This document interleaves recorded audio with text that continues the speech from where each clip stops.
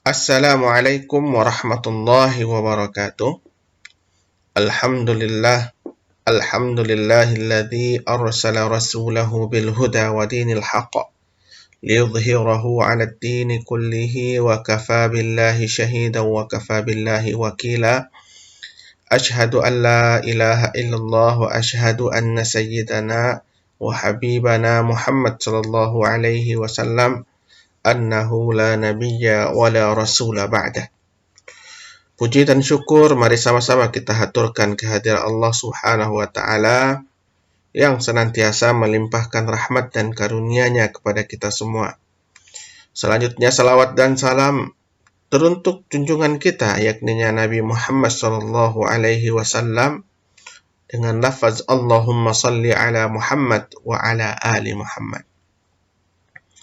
Baik para mahasiswa semuanya, pada kesempatan kali ini pada mata kuliah Pendidikan Agama Islam, kita akan mengkaji tentang hakikat agama Islam yang merupakan materi kedua.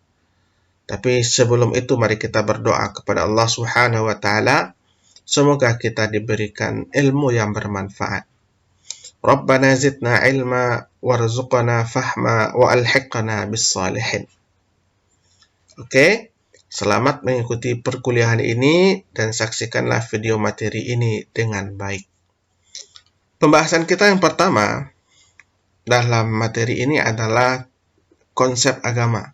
Jadi kita akan mengkaji agama secara umum terlebih dahulu, baru setelah itu kita akan masuk ke dalam konsep agama Islam.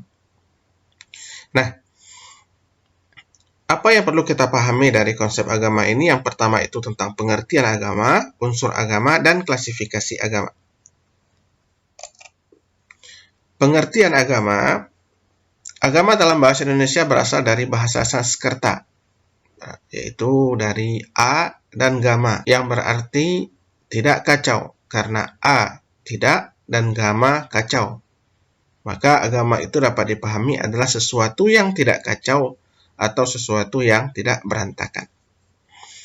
Selanjutnya dalam bahasa Latin, religio atau religere, ya, yang berarti mengembalikan ikatan.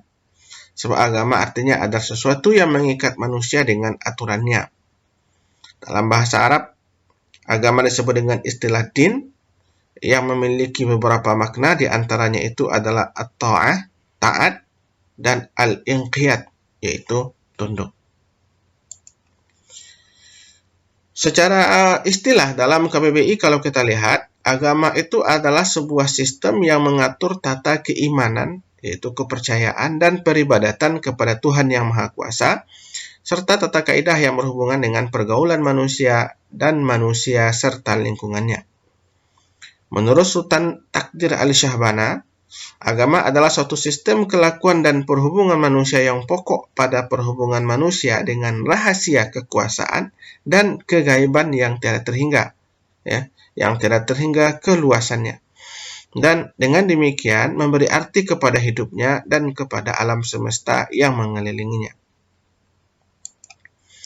Menurut A.M. Saifuddin, agama adalah kebutuhan manusia yang paling esensial yang bersifat universal. Karena itu agama merupakan kesadaran spiritual yang ada di dalamnya. Ada satu kenyataan di luar kenyataan yang tampak ini, yaitu bahwa manusia selalu mengharap belas kasihannya, bimbingannya, serta belayannya yang secara ontologis tidak bisa diingkari, walaupun oleh manusia yang mengingkari agama, yaitu mengingkari Tuhan, yaitu mereka adalah orang-orang komunis sekalipun. Menurut Sidi Ghazalba, agama adalah kecenderungan rohani manusia yang berhubungan dengan alam semesta. Nilai yang meliputi segalanya, makna yang terakhir, serta hakikat dari semuanya itu. Karena semuanya akan kembali berpulang kepada Tuhan Yang Maha Esa, dalam Islam Allah Subhanahu wa taala. Unsur agama. Agama memiliki 3 unsur. Yang pertama itu ada kredial, yang kedua ada ritual, dan yang ketiga itu adalah moral.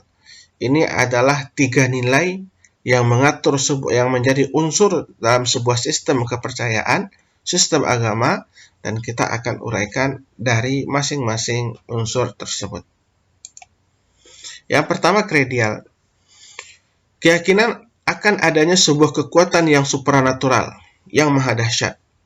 Diyakini bahwa kekuatan itulah yang telah menciptakan alam semesta dan mengaturnya. Nah, yang kedua itu adalah ritual. Ritual adalah tindak tanduk manusia yang berhubungan dengan kekuatan supranatural tersebut sebagai konsekuensi atau pengakuan atas ketundukannya. Maka lahirlah penyembahan-penyembahan yang inilah namakan dengan ritual.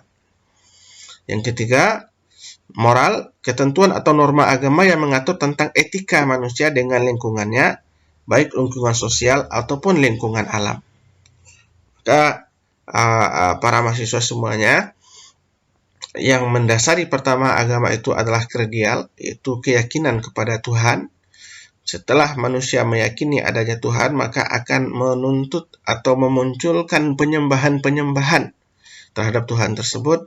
Dan kemudian agama juga memiliki moral yang mana nilai-nilai dalam yang mengatur etika manusia ketika berinteraksi dengan sesamanya ataupun dengan lingkungan alamnya.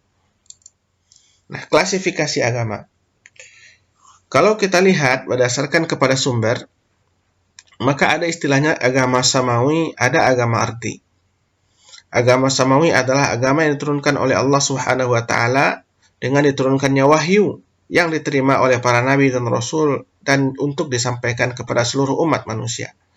Satu-satunya agama samawi hanyalah Islam, sedangkan Yahudi dan Nasrani adalah agama samawi yang diselewengkan. Jadi para nabi dan rasul sebelum Muhammad SAW beragama Islam. Tidak ada nabi itu beragama Yahudi, tidak ada nabi itu beragama Nasrani. Maka Ibrahimu Yahudiyya wala Nasraniyya. Tidaklah Ibrahim itu seorang Yahudi atau seorang Nasrani. Walakin kana hanifa muslima wa kana minal muslimin. Jadi hanifa musliman itu bahwasanya Nabi Ibrahim itu berada dalam agama Islam, dan kemudian banyak lagi ayat yang menjelaskan bagaimana bahwasanya para nabi dan rasul itu dalam satu agama, yaitu Islam. Nah, yang kedua ada agama ardi. Agama ardi adalah agama yang tidak bersumber dari Allah Subhanahu wa taala, akan tetapi lahir dari pemikiran tokoh tertentu dan diamalkan oleh kelompok tertentu. Agama ardi disebut juga dengan agama budaya karena lahir dari proses budaya seperti Hindu, Buddha, Taoisme, Konfusianisme dan seterusnya. Jadi agama ardi itu agama bumi. Nah, jadi kalau agama samawi itu agama yang diturunkan dari langit. Nah, klasifikasi yang kedua berdasarkan kepada misi, ada agama itu agama misionari dan agama non-misionari. Apa itu agama misionari? Agama misionari adalah agama yang memiliki misi untuk disampaikan atau diperkenalkan kepada orang lain dan mengajak mereka untuk masuk ke agama tersebut. Contoh Islam, Kristen, Buddha itu adalah agama-agama misionari.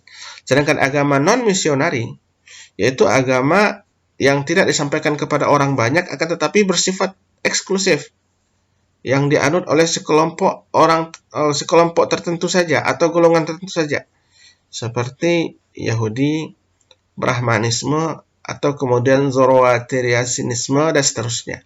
Selanjutnya adalah klasifikasi agama berdasarkan geografis. Dapat dibagi kepada 3, yaitu Semitik, non-Semitik, dan universal. Agama Semitik adalah agama yang tumbuh di kawasan bangsa Semit, yaitu kawasan Timur Tengah dan sekitarnya seperti Arab, Palestina, Mesir, Israel. Contohnya Yahudi dan juga Nasrani. Sedangkan agama non-Semitik yaitu agama yang muncul di luar dari kawasan Timur Tengah tadi. Ini terbagi kepada 3, ada non-Semitik Arya seperti agama Hinduisme, Jainisme, Sikhisme, dan Zoroastrianisme. Selanjutnya ada juga non-Semitik Mongolian, yaitu Taoisme, Shintoisme, dan Konfusianisme. Dan yang ketiga itu ada non-Semitik yang merupakan campur antara Arya dan Mongolia, yaitu Buddhisme. Nah, yang terakhir itu adalah agama yang bersifat universal. Meskipun diturunkan di tanah Arab, ya, tapi kemudian agama Islam adalah agama yang diperuntukkan untuk seluruh umat manusia, dimanapun mereka berada. Maka oleh sebab itu satu-satunya agama yang bersifat universal itu hanyalah Islam. Nah, yang kedua, konsep agama Islam, unsurnya, prinsipnya, dan kemudian karakteristiknya. Secara bahasa, kata Islam berasal dari bahasa Arab yaitu aslama yuslimu islaman, yang memiliki beberapa makna yaitu tunduk, patuh, berserah diri, menyerahkan diri, memasrahkan diri, mengikuti, menunaikan, menyampaikan, masuk ke dalam kedamaian, keselamatan, dan kemurnian. Ya. Ini diantara makna yang terdapat dalam kata aslama yuslimu islaman, yang merupakan asal kata dari asal kata dari Islam. Nah, apa Islam secara istilah? Makna Islam secara istilah seperti digambarkan oleh Rasulullah SAW dalam sebuah hadis ketika beliau didatangi oleh Jibril alaihi salam, dan kemudian malaikat itu bertanya, akhbirni anil Islam. Kemudian Rasulullah mengatakan, al-Islamu an tashhada anna la ilaha illallah wa anna Muhammadar Rasulullah wa tuqimus salata wa tu'tiyaz zakata wa tasuma ramadana wa tahujjal bait in istata'ta ilaihi sabila. Dan lalu kemudian hadis yang diriwayatkan oleh Bukhari Muslim ini dirangkumkan menjadi rukun Islam. Nah, apa yang menjadi unsur dari agama Islam? Unsur yang pertama itu adalah akidah. Ini yang menjadi dasar, seperti pondasi. Jadi kalau kita lihat sebelah kiri itu ada gambar seperti bangunan ya, sederhananya di bawahnya ada pondasi, ada tiang, dan ada atap. Maka unsur yang pertama dalam agama Islam yang menjadi pondasinya itu adalah akidah, yaitu seperangkat hukum Islam yang mengatur tentang keyakinan atau kepercayaan manusia.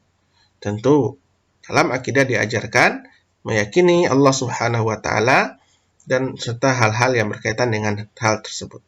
Yang kedua, syariah. Seperangkat hukum Islam yang mengatur tentang perbuatan manusia baik kepada Allah ataupun sesama manusia.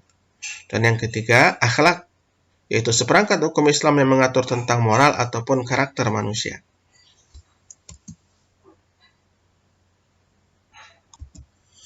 Oke. Sekarang kita uraikan unsur agama Islam tadi. Yang pertama akidah, ya, yaitu mengatur tentang keyakinan manusia kepada Allah Subhanahu wa Ta'ala. Di sini kita bisa lihat terangkum dalam rukun iman, yaitu percaya kepada Allah, malaikat, rasul, kitab, hari akhir, qada dan qadar. Selanjutnya syariah adalah seperangkat hukum Islam yang mengatur tentang perbuatan manusia dalam kehidupan. Perbuatan itu memiliki dua dimensi. Yang pertama, perbuatan manusia kepada Allah Subhanahu wa Ta'ala namakan dengan hablum minallah, dan ini namakan dengan ibadah ma'toh. Yang kedua, perbuatan manusia sebagai bentuk hubungannya dengan sesama manusia.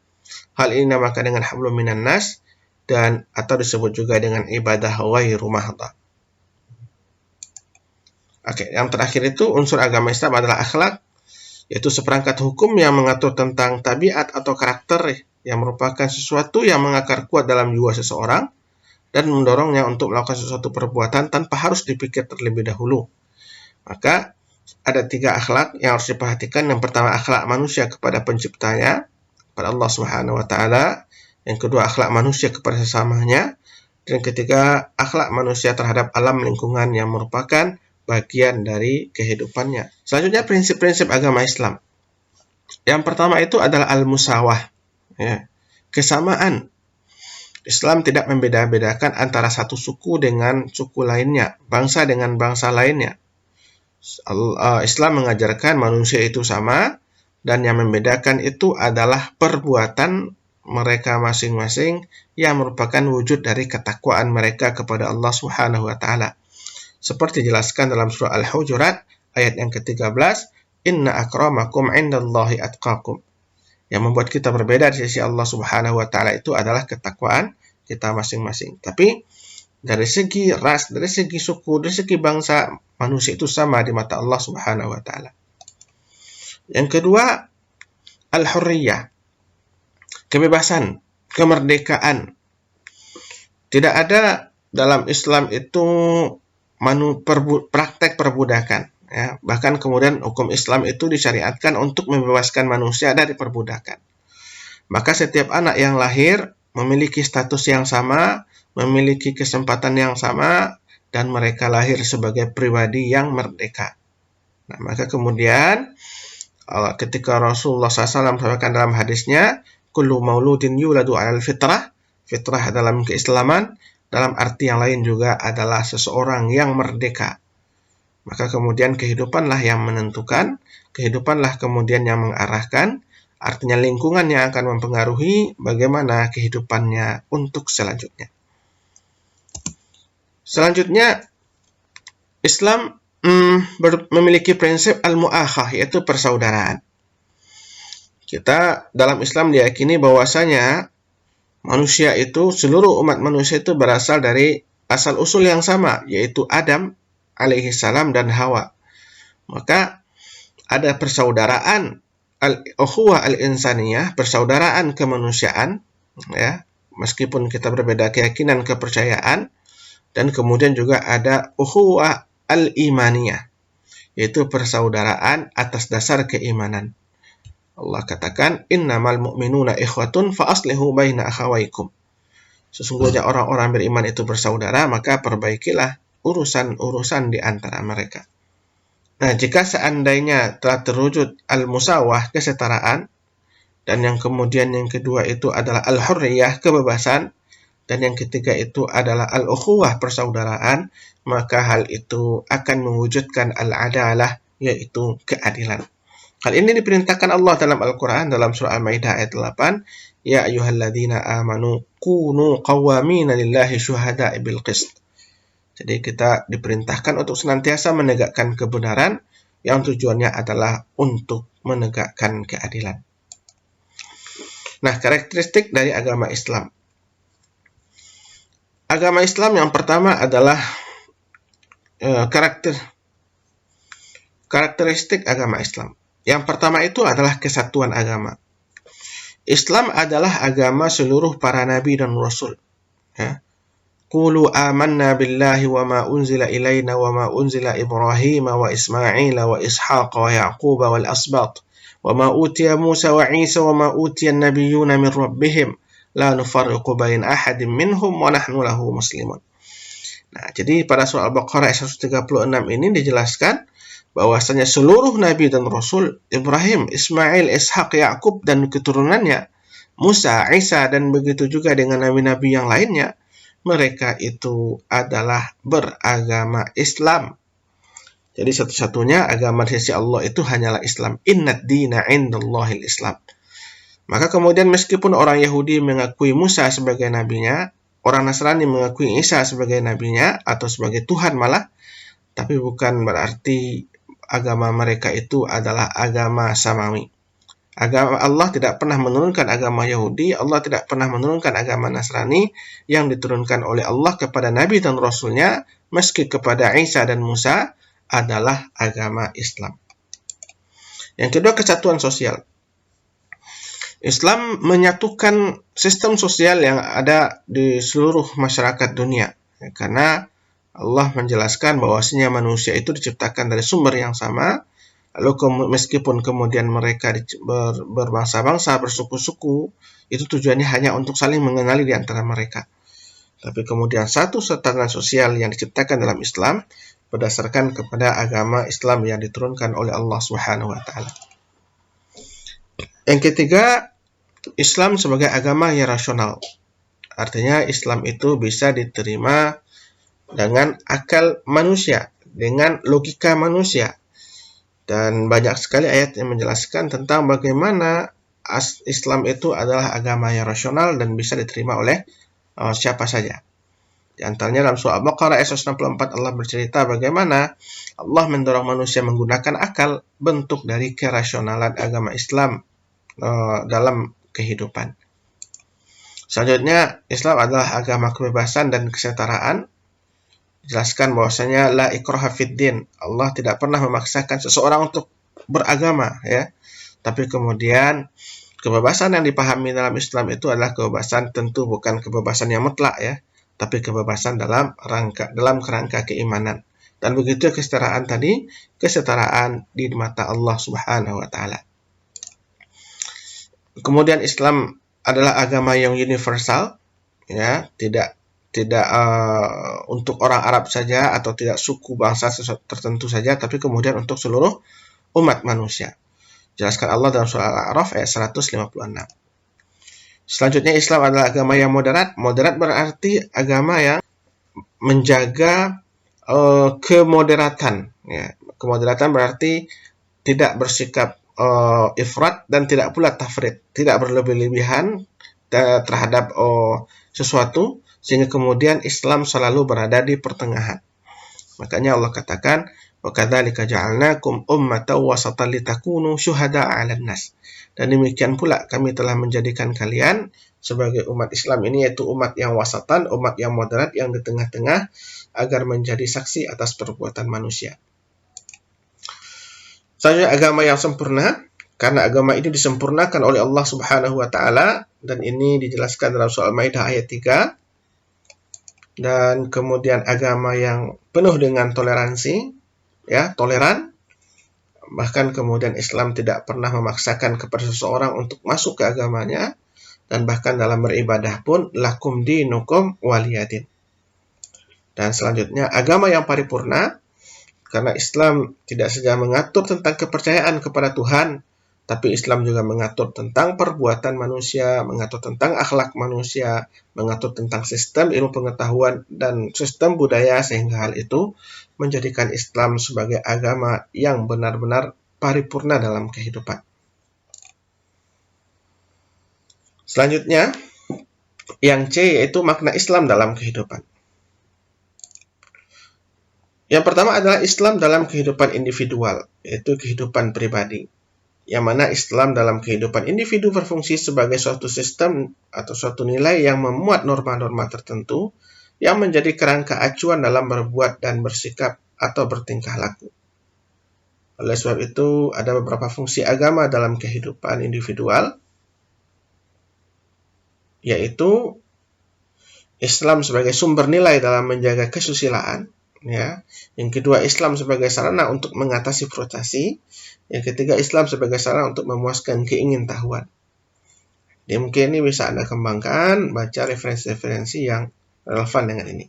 Tapi setidaknya, kesusilaan berarti dalam mengatur interaksi manusia dengan manusia lain secara individu, mengatasi frustasi karena memang dalam kehidupan ini manusia tertekan dengan berbagai hal, maka agama adalah satunya jalan untuk menenangkan, menenteramkan jiwa, dan kemudian Islam juga memuaskan keingintahuan karena Al-Quran dan Sunnah juga menginspirasi bagi manusia dalam mengembangkan ilmu pengetahuan.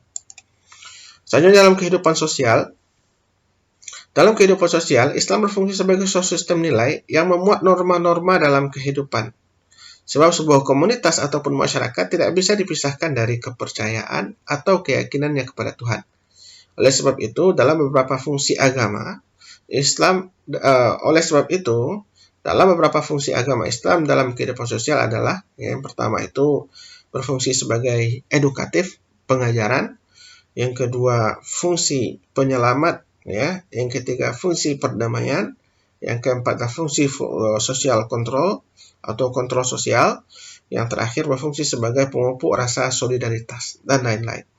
Ini setidaknya nilai-nilai agama Islam dalam kehidupan bersosial.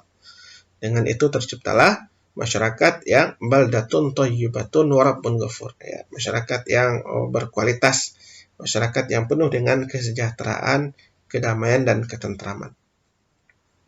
Selanjutnya, yang D, Islam dan pengembangan berpikir. Konsep berpikir merupakan berkembangnya ide dan juga konsep dalam diri seseorang yang berlangsung lewat keterkaitan hubungan di antara beberapa bagian informasi yang tersimpan dalam diri seseorang tersebut. Berarti berpikir adalah sebuah proses, ya, yang berlangsung dalam diri seseorang, yang kemudian tujuannya adalah untuk mengembangkan informasi yang diserap oleh indera manusia ini, lalu kemudian informasi tersebut, ya, kemudian diformulasikan menjadi ilmu pengetahuan sebagai kerangka dasar dalam menciptakan peradaban. Tentu hal ini demi keberlangsungan hidup atau mempertahankan eksistensi manusia dalam menjalankan fungsinya sebagai khalifah di permukaan bumi. Inilah yang dimaksud dengan berpikir. Selanjutnya, Islam memotivasi manusia untuk berpikir. Banyak ayat dalam Al-Quran dan istilah-istilah yang digunakan la'allakum ta'qilun, la'allakum tatadzakkarun, ya, tafqahun dan seterusnya. Itu adalah motivasi Islam bagi manusia untuk berpikir, mengembangkan kemampuan berpikirnya itu agar menciptakan ilmu pengetahuan dalam rangka membina peradaban. Nah, seperti Allah katakan dalam surah Al-Ankabut, "Qul siru fil ardi fanzuru kaifa bada'al khalqa thumma Allahu yunshi'un nash'atal akhirah innallaha ala kulli syai'in qadir." Jadi berjalanlah di muka bumi, maka perhatikanlah bagaimana Allah menciptakan manusia dari permulaannya. Kemudian Allah menjadikan sekali lagi sesungguhnya Allah Maha Kuasa atas segala sesuatu. Dalam surah Al-Hajj ayat 46, "Afalam yasiru fil ardi fatakuna lahum qulubun yaqiluna biha aw adhanun yasma'una biha fa innaha la ta'mal absar walakin ta'mal qulubul lati fi sudur." Jadi, maka apakah mereka tidak berjalan di muka bumi lalu mereka mempunyai hati yang dengan itu mereka dapat memahami, atau mempunyai telinga yang dengan itu mereka dapat mendengar? Karena sesungguhnya bukan mata itu yang buta, tapi yang buta itu ialah hati di dalam dada masing-masing. Dan kemudian Islam meninggikan derajat orang yang berilmu. Allah katakan dalam Al-Quran, "Ya ayyuhalladzina amanu idza qila lakum tafassahu fil majalis fafsahu yafsahillahu lakum wa idza qila anshuzu fanshuzu yarfa'illahu alladzina amanu minkum walladzina utul ilma darajat wallahu bima ta'maluna khabir." Jadi Allah meninggikan derajat orang-orang yang berilmu, dan orang-orang yang berilmu tentu orang-orang yang berfikir dalam kehidupan. Selanjutnya, Islam membenci kejumudan. Kejumudan itu artinya kebodohan. Ya, Islam tidak suka dengan kebodohan. Qul hal yastawil ladzina ya'lamuna wal ladzina la ya'lamun? Allah bertanya, apakah sama orang-orang mengetahui dengan orang-orang yang tidak mengetahui? Pertanyaan ini bukan berarti memang menginginkan jawaban, tapi adalah litaskhir, adalah untuk membedakan bahwasanya berbeda antara orang yang berilmu dengan orang yang tidak berilmu. Berbeda antara orang yang berfikir dengan orang yang tidak berfikir. Orang yang berfikir memiliki kedudukan yang lebih tinggi, sedangkan orang yang tidak berfikir atau kebodohan tadi itu tidak disukai dalam Islam. Baik, para mahasiswa semuanya, mungkin itu dulu yang bisa saya sampaikan pada kesempatan kali ini. Semoga dari penyampaian ini bermanfaat dan bisa Anda kembangkan dalam literatur yang relevan. Dan tentu ada kesalahan dan kekurangan, oleh sebab itu saya mohon maaf, karena kesempurnaan itu milik Allah Subhanahu wa Ta'ala, dan kekhilafan itu datang dari diri saya ataupun mungkin dari bisikan syaitan. Maka saya cukupkan dulu penjelasan saya sampai di sini. Aqulu qauli hadza astaghfirullah li wa lakum. Assalamualaikum warahmatullahi wabarakatuh.